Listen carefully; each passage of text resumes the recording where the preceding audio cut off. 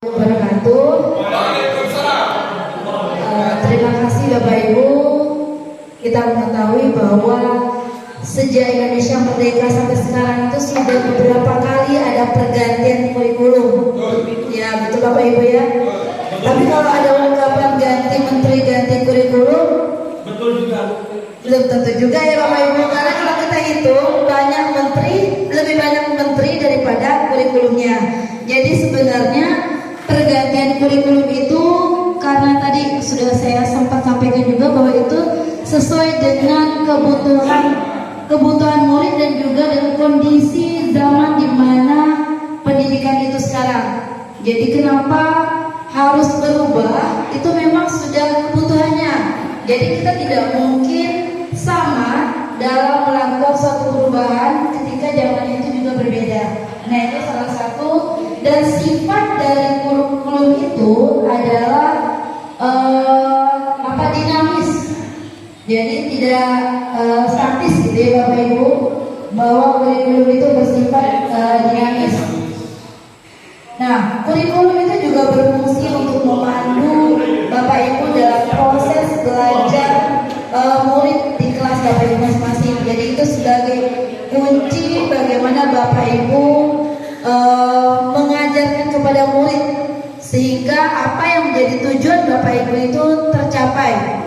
Dan harapannya tentu kurikulum itu bisa menjembatani Bapak Ibu dalam mencapai suatu tujuan untuk menciptakan suatu kondisi pendidikan yang lebih baik lagi.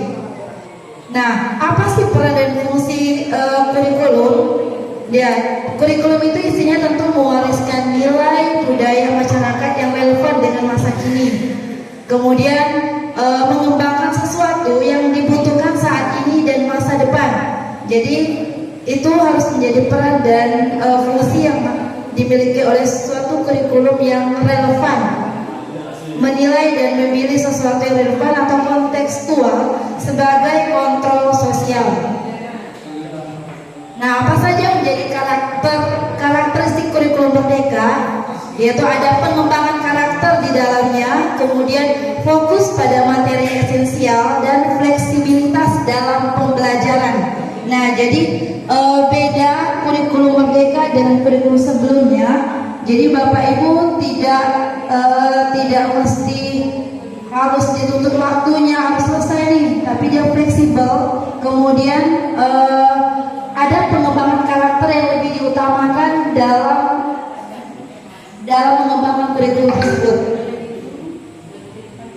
Nah, kemudian tentu rujukannya itu adalah pendidikan itu bermuara pada pendidikan Ki Hajar Dewantara yang kita tahu bahwa kurikulum itu harus menyesuaikan dengan kodrat alam dan kodrat zaman agar manusia itu bisa mencapai kebahagiaan yang setinggi-tingginya, baik sebagai manusia maupun sebagai anggota masyarakat yang harapannya lahirlah pelajar dengan profil pelajar Pancasila di mana ada dimensi beriman dan bertakwa serta berakhlak mulia, berkebinekaan global, kemudian gotong royong, mandiri, kreatif dan bernalar kritis.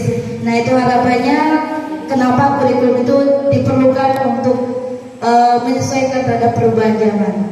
Nah, barangkali itu yang bisa disampaikan Bapak Ibu. Semoga dengan Bapak Ibu mengetahui kenapa pentingnya perubahan suatu kurikulum itu, Bapak Ibu menjadi semangat untuk mengembangkan kurikulum merdeka yang sekarang ini sedang ingin disebar luaskan di seluruh sekolah dengan harapan agar pendidikan di Indonesia menjadi lebih baik lagi. Terima kasih.